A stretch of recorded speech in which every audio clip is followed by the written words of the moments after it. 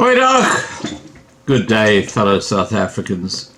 And it appears that today is a day that I'm getting a lot of very frustrated people sending me emails, and I'm only putting some of them up here because there is so much stuff coming through, okay? And this is kind of representative of what I'm getting. Now, the emails earlier were to do with what's happening with black-on-black violence, and what I want to talk to you about now is about BEE and the impact that is having on groups, minority groups within South Africa.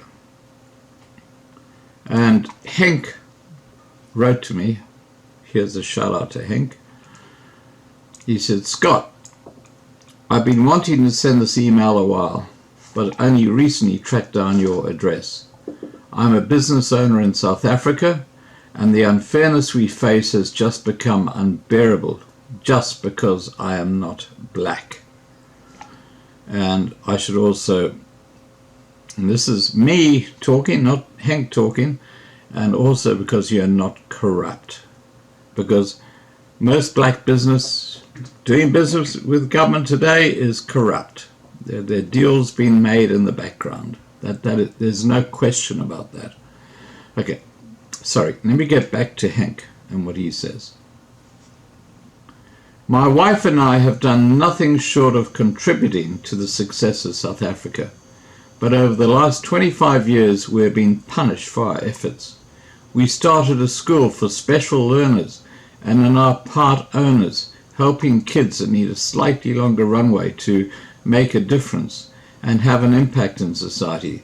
But at this stage all is in jeopardy, and one of the reasons we are forced to stay in South Africa. Here is my story. Okay, this is now another very personal story. You're hearing it firsthand from a South African, okay? And this is really targeted at people from outside South Africa who think there's nothing wrong in that country. Okay, here we go. This is Henk. As a South African business owner, it grieves me deeply that I need to compile a letter to tell my government that they are being unfair to me just because I am white. I started my own company under the very difficult conditions in 2006 with no favors from anyone. This followed after the company I worked for was sold to a black empowerment company. They wanted me to stay on and train Lucky. Now, get this. Lucky was an insurance salesman, obviously a black African, but he was an insurance salesman. And Lucky was to become the new CEO of a company selling specialized mining equipment. I'm not joking. I'm going to repeat this because it is so important.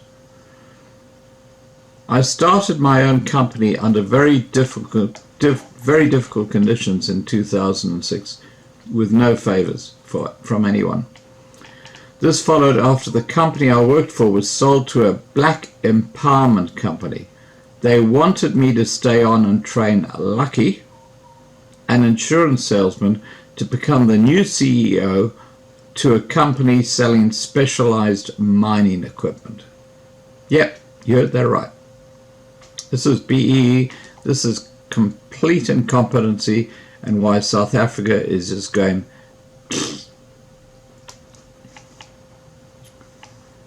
This offer was subject to me betraying my friend and then director, so I declined their offer since I also had no guarantees that they would be loyal to me once Lucky was trained to be the new CEO of this company, an insurance salesman now looking after specialized mining equipment. Wacky-doo. Reminds me of what happened with the museum at Grikkotown. Yes, that's right. I've talked about that, haven't I? The cleaning lady now being the curator. It's crazy. This is what's happening in South Africa. The Mary Moffat Museum in Grikkotown is now run by the cleaning lady. One only wonders how many really special artifacts have just been sold off quietly in the background, because that's what happened in places like Kuruman with the Kuruman mission. It's just so sad. Sorry, I'm off topic. The trouble is, I know so much about this shit, guys. You got to give me a break, okay? I've just, things come into my head and I've got to talk about it. Okay, let me get back to this email.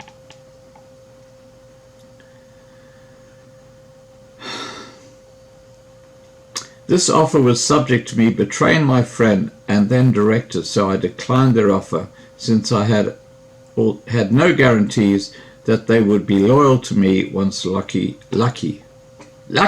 he was lucky, God, was trained.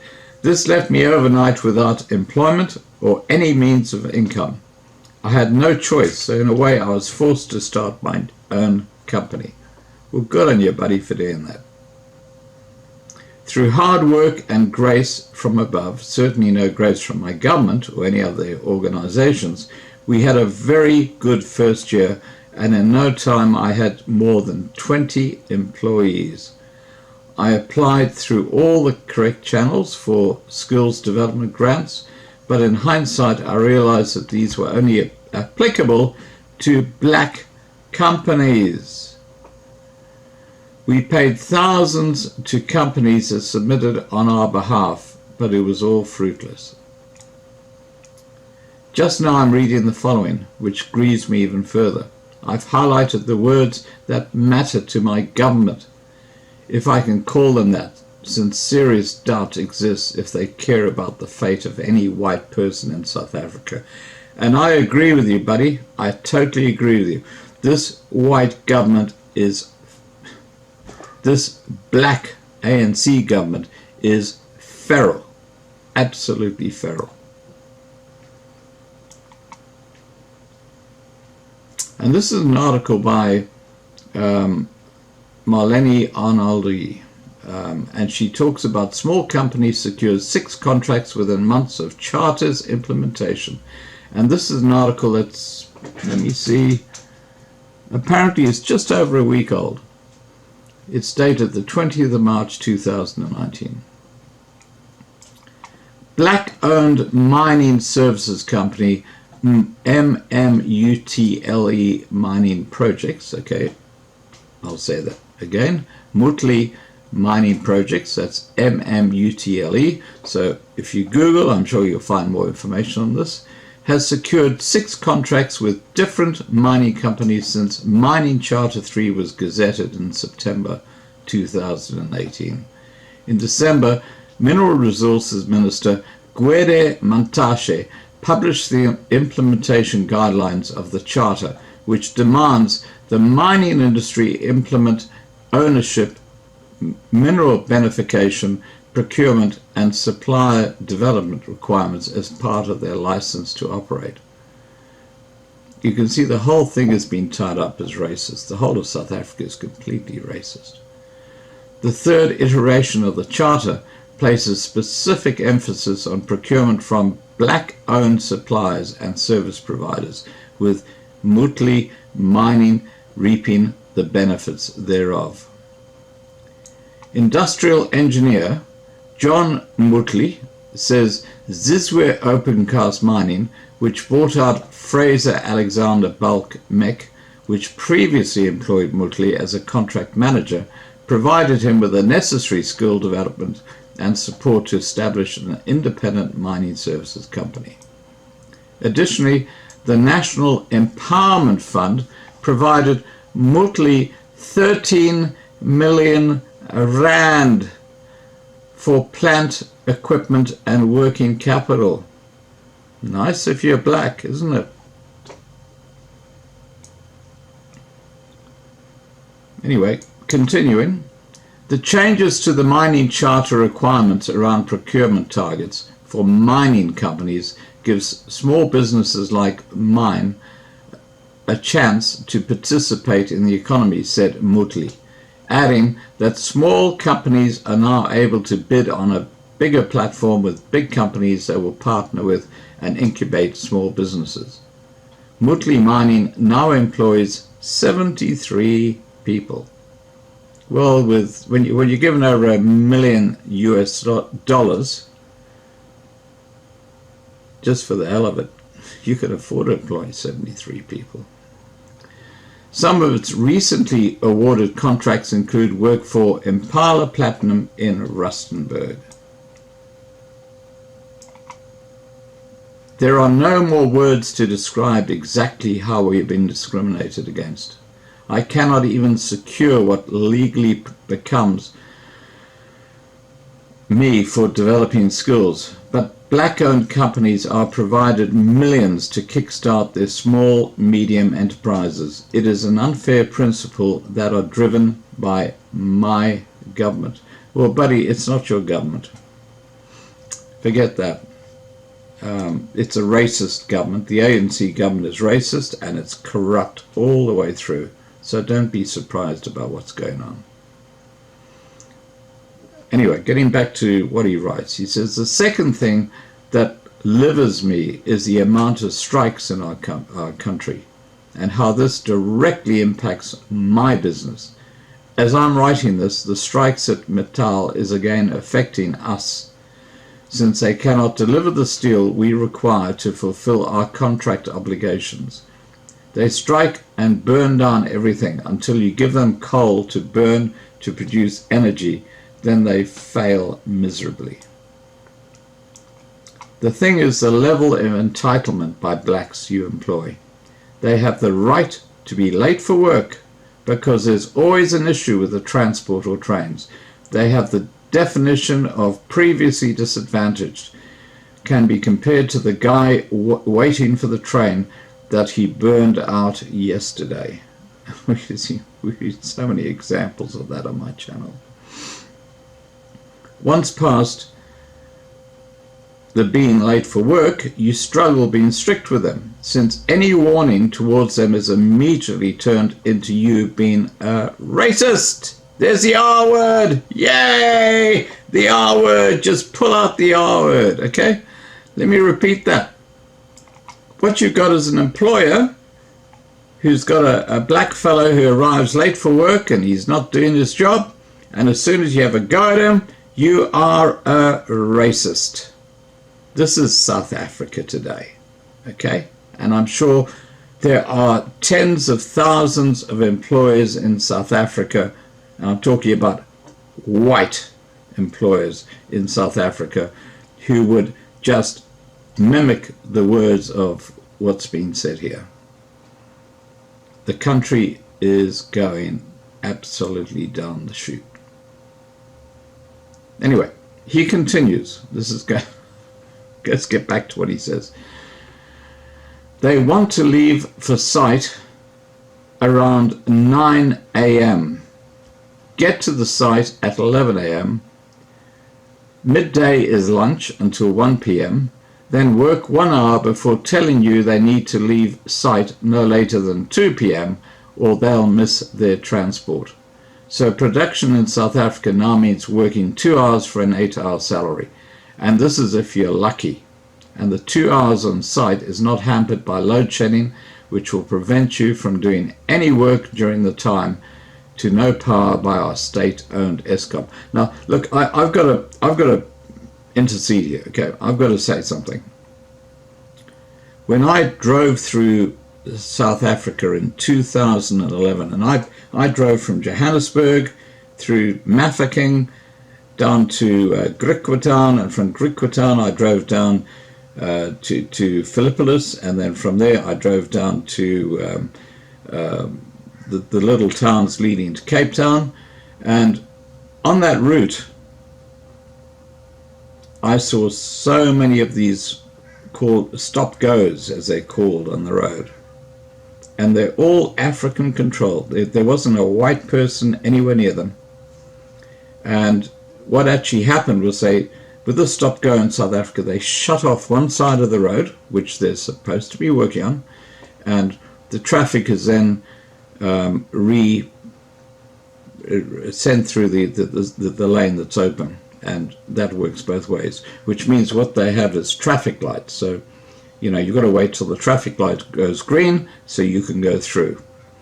And some of these stop-goes have been there for years, and whenever I got to a stop-go, and it could be 9 o'clock in the morning, it could be 10 o'clock in the morning, it could be 2 o'clock in the afternoon, it could be 3 o'clock in the afternoon, there was not one person working.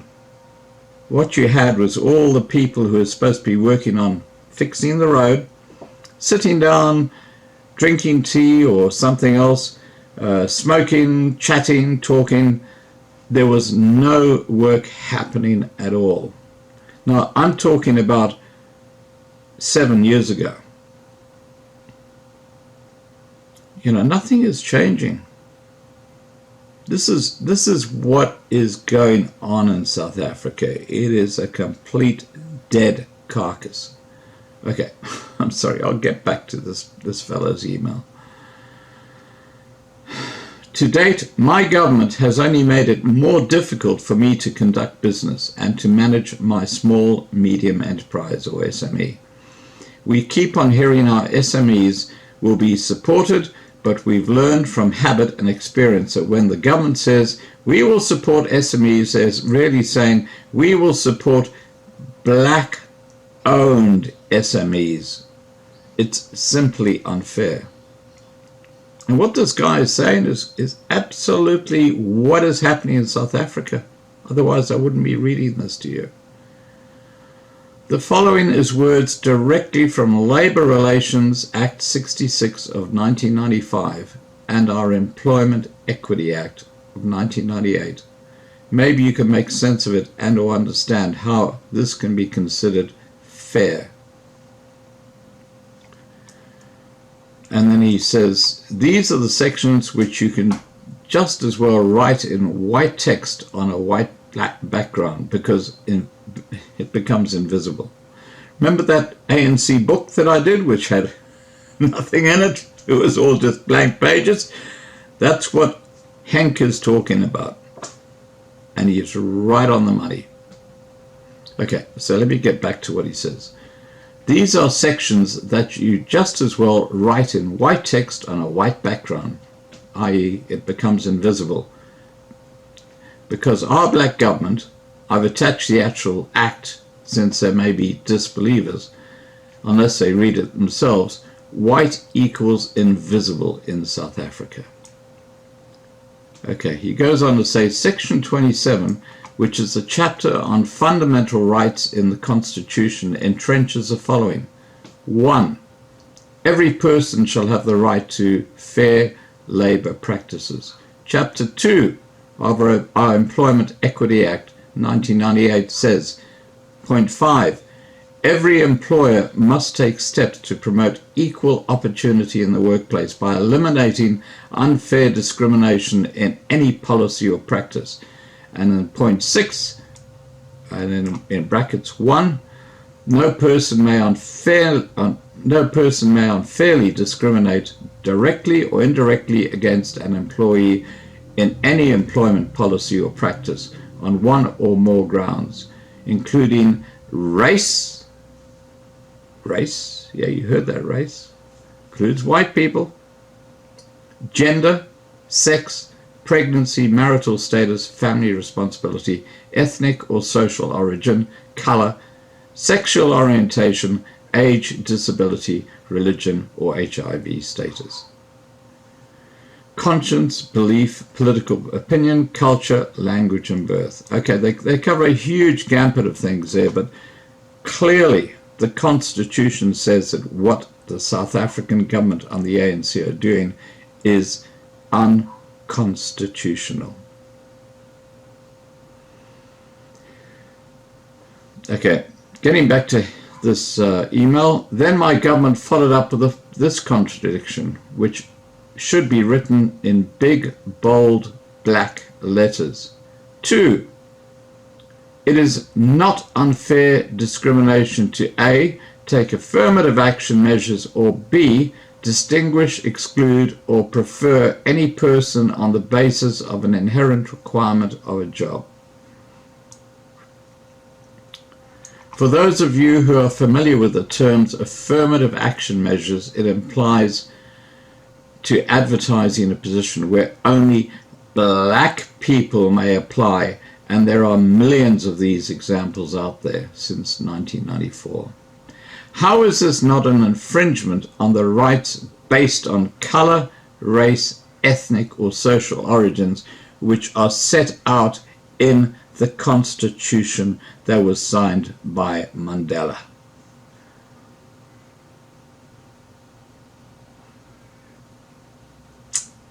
This reversed apartheid doesn't work for me.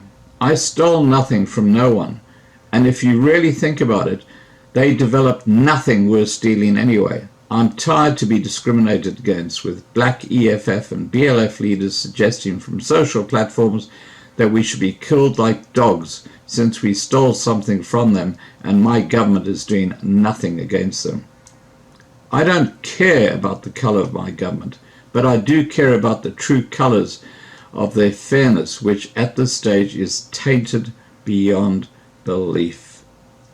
Mate, you are so on the money. This is an extraordinary important video, because you are hitting the nail on the head, and the mainstream media around the world, guess what they're doing?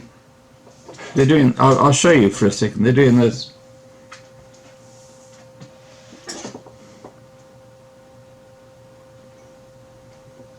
Yep, they don't care. They don't care. It's fake news. The mainstream media are fake friggin' news, okay?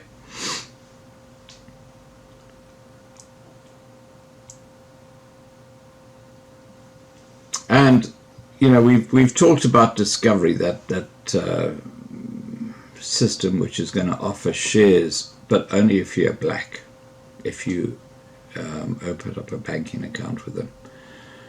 And this fellow writes, hereby another unfair initiative driven by Discovery. Now you've got to wonder what Discovery's links or associations are with the ANC, because clearly there's something happening there. I mean, this is a white-owned company which seems to have everything it wants happening for it. There is something going on there between the ANC and Discovery. And look no further with that project involving Eskom, the two big power plants, which included a huge involvement by the ANC government, who are great benefactors of that particular project. So you've got to understand something is going on behind the scenes here, guys. Okay, this is bullshit. This is complete bullshit. Okay, here's the headline. Big business aims to scale up 10 black firms to 500 million plus enterprises in 5 years. And Discovery CEO Adrian Gore and President Cyril Ramaphosa speak about the CEO Circle's plan to accelerate the growth of 10 established black-owned companies into enterprises with yearly revenues of more than 500 million rand.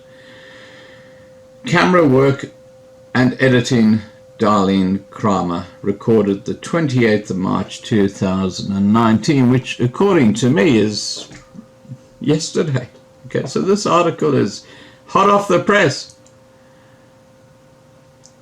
Big business in South Africa unveiled a new initiative on Thursday aimed at deliberately accelerating over the coming 5 years the expansion of 10 established black-owned companies into substantial enterprises with yearly revenues of more than 500 million rand.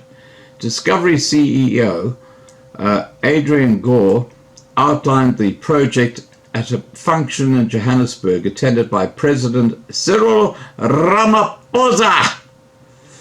And real Zulus can't even say his name because they don't know how to pronounce an R. or say an hour. Anyway, going back to the article.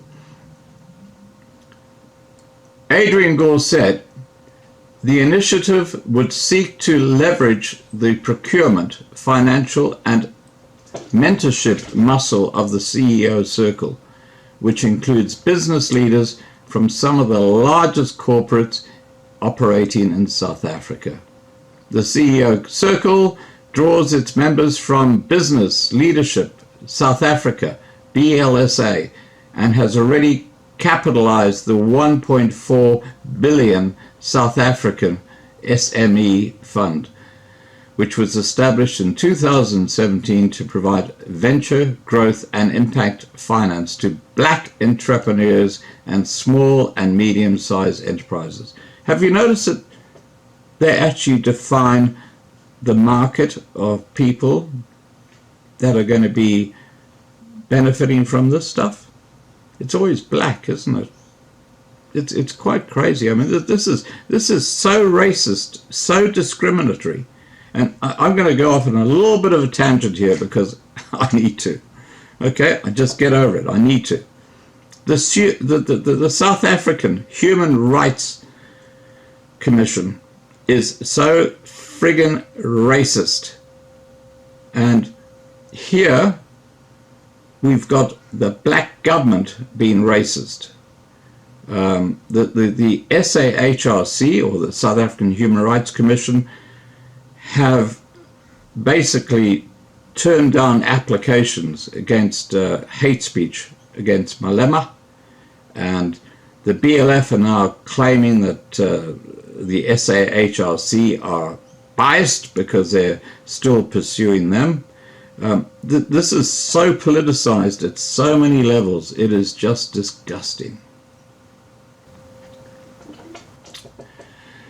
Commitments worth 725 million rand had been made to date, and the fund's CEO, Ketso Gordhan, this is again the Discovery mob, okay, they're very sus, I got to tell you, said he expected the balance of the funding to be dispersed through fund managers by August.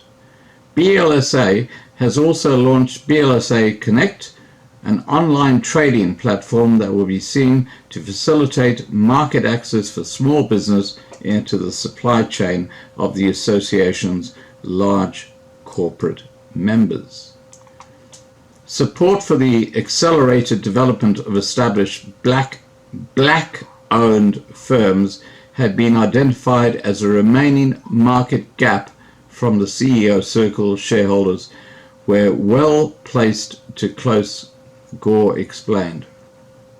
And this is Gore talking now. What we are trying to do is to create a system where if we come across a great company that has potential scale, we would like to bring them to our shareholders so as to match the appropriate company with the appropriate set of shareholder companies, and ask for the CEOs to comment or to commit to helping to promote that organization in their supply chains. This is not a contractual obligation. We are simply asking for a top-down referral by our shareholders into these big corporates, Gore explained. So what you've actually got now through the whole of Discovery, which is run by white people, is they are turning away from their own, and they are becoming highly racist and pushing black business. And those people who are involved with Discovery, they should be totally cut off by anyone who's white in South Africa. You know, they are a racist organization. There's absolutely no question about that. And what they're doing is they're just trying to climb in and make favors with the ANC government. It is a highly racist and a terrible marketing strategy that they're using. Anyway, getting back to the article, a process, this is what Gore said, a process to identify and select candidate companies was already underway and was being overseen by enterprise development specialist Endeavour South Africa. That's another company that if you're white, you have to boycott. Okay, so Discover, boycott if you're white, and Endeavour South Africa. They are highly racist, black-oriented organizations hiding under the facade of being white-owned. They are just, they're like leeches. They're just sucking the blood out of the white economy. Okay, carrying on. And I'm sorry to be sidetracked again. The scheme was open to established black-owned enterprises with yearly revenues of 50 million rand or more, and with 5-year records of growing at yearly rates of above 20%. Gore called for candidates' submissions to be made by April the 12th, so that between 5 and 10 companies could be selected for participation ahead of implementation in the third quarter of 2019. The scheme has already received buy-in from several CEOs, but Gore urged other BLSA members to consider participating in the venture. Ramaphosa welcomed the attention being paid by the big business to the development of small and medium-sized firms, which were emerging as the main engines for employment creating globally. Likewise, he also praised the added innovation of paying attention to the nurturing of those black-led, owned and managed companies that are going to be big and world-class. Well, good luck with that. You know, this is Cinderella stuff, you know. It's like the emperor with no clothes. It's all bullshit. South Africa is going down the tubes, guys. I'm sorry. And this is when you got white people feeding off the carcass, like those who are involved with Discovery and this other organization, Endeavour South Africa. Well, you know, you can just see the Trojan horse all over again. Okay, the article concludes by saying, likewise, Ramaphosa also praised the added innovation of paying attention to the nurturing of those blacks-led, owned and managed companies that are going to be big and world-class. He urged business, however, to support government's efforts in creating black industrialists and to extend its gaze to the entrepreneurial potential that had yet to be unlocked in townships and rural areas. And Henk writes as a closing comment, where is the fairness? Well, the reality is there is no fairness. South Africa is a feral, racist state. The South African Human Rights Commission is a feral, racist organization. Everything in South Africa is corrupt. I can tell you one of the biggest beneficiaries of this new deal that you've brought to my attention here is going to be Ramaphosa's family. Yep, they're right in the groove, and that's where it's aimed, because there are going to be deals going backwards and forwards. This is how it works in South Africa. It's very, very sad. Now, please remember to subscribe to be kept informed, and have a great day.